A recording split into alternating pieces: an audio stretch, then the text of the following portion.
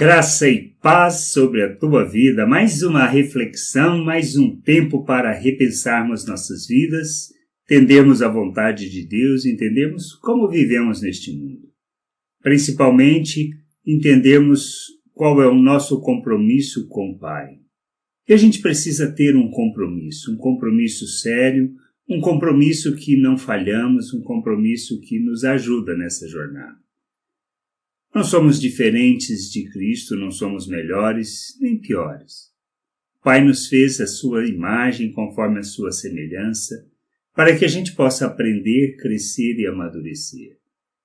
E é importante a comunhão com o Pai, entendemos da importância de sentarmos, termos um tempo com o Pai, falando, colocando nossas ansiedades, os nossos desejos, a vontade de servir e de conhecer dessa vontade e sermos instrumento para a expressão de Cristo, nosso Senhor, neste mundo, vivendo como Ele, andando segundo os seus mandamentos, sendo exemplo e vivendo e honrando o seu nome neste mundo. Por isso, numa determinada situação, isso a gente sempre vê na Bíblia, Jesus saindo para orar. Orar sozinho. Isso é um fato importante que se ele fazia isso, por que nós não devemos fazer? Essa é a questão. E isso está lá em Marcos, no 6, 45, 46, que diz assim: logo a seguir, compeliu Jesus os seus discípulos a embarcar e passar adiante para o outro lado, a Betsaída, enquanto ele despedia a multidão. E tendo-os despedido, subiu ao monte para orar. E isso é um fato sem discussão. Depois de despedir, depois de mandar, ele subiu ao monte, ele conversou com Deus, ficou com Deus, ele foi para encontrar os discípulos, e é naquela situação onde ele caminha sobre o mar, por volta entre 3 e 6 da manhã, por aí. O que a gente precisa entender? Primeiro, precisa ser de madrugada, de noite? Não. Precisa ser um tempo. O que é importante é ter um tempo com Deus. Um tempo onde nós colocamos as nossas ansiedades, as nossas preocupações e aprendemos a colocar nele, a descansar nele, a saber que ele está no controle de todas as coisas. É um momento para a gente aprender a ouvir o que Deus está nos falando. E é um tempo para conhecermos a nós mesmos, compreendendo a vontade de Deus, conhecendo as Escrituras, conhecendo como devemos viver e o que recebemos dele, nós podermos observar o que nós mesmos falamos e ver o quanto está alinhado com aquilo que seja a vontade do Pai. E começarmos a repensar nossas vidas segundo essa vontade. Pois é nisto que ele nos conduz neste tempo, a olharmos para nós mesmos, a conhecermos a nós mesmos, compreendermos os nossos desejos, nossa vontade, e o quanto essa vontade está submissa à vontade de Deus, está alinhada com a vontade dele.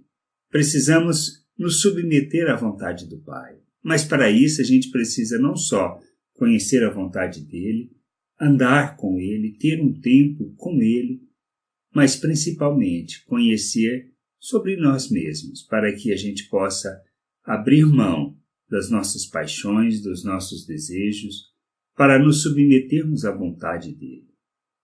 Jesus disse que se quiséssemos ser seus discípulos, ou seja, aprender com ele, ser como ele, a gente precisava tomar a cruz, negarmos a nós mesmos e seguir a ele. O que isso significa? A gente precisa sempre lembrar disso. Que tomar a cruz é entender que é um instrumento de morte, não a cruz de Cristo, a nossa cruz, aonde nós nos crucificamos. Negar a nós mesmos é entender que já morremos com Cristo e que não podemos nos submeter às paixões humanas, mas temos que viver a vontade do Pai.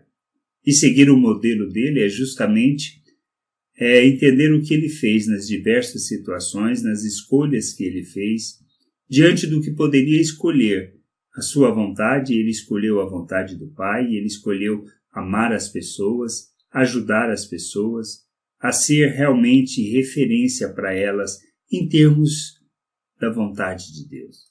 E a gente precisa aprender sobre isso. Nós somos chamados para isso, para que a gente possa ser modelo para as pessoas, exemplo para elas. Por isso, nosso chamado é para sermos santos, é para vivermos a vontade do Pai, é para sermos como Cristo. E o que nós aprendemos com Cristo? A abrir mão da própria vontade em favor da vontade do Pai. Onde a gente vê isso? Em diversas situações. Ao estar cansado, ao estar esgotado com seus discípulos, querendo ter um tempo a sós, o que ele faz? Ele olha a multidão, se compadece dela e vai servi-la. Diante da situação do seu sofrimento, no Getsemane, o que ele escolhe, sabendo e mesmo pedindo para o Pai o livrar, ele fala que faça a sua vontade. Então, é esses aspectos que fazem a diferença nas nossas vidas entre sermos discípulos de Jesus e não sermos meros religiosos. Ser discípulo de Jesus implica em seguir o seu modelo, seguir o seu exemplo, fazer as escolhas que ele fez. Que a gente possa entender isso, crescer, amadurecer e viver na plenitude da vontade do Pai, seguindo o modelo de Cristo, sendo como Ele neste mundo. Por isso, a nossa jornada é caminhar rumo a este processo em termos de amadurecimento, para que Cristo seja visto em nós e para que nós possamos revelar o Pai neste mundo por meio da Igreja do corpo de Cristo. Pois é submetendo, é nos comprometendo com a vontade do Pai que nós expressaremos o reino de Deus e revelaremos o Pai nos nossos relacionamentos uns com os outros, e as suas virtudes serão proclamadas e conhecidas neste mundo. Que a graça, a paz e o amor de nosso Deus nos conduza nessa jornada. Graça e paz sobre a tua vida. Amém.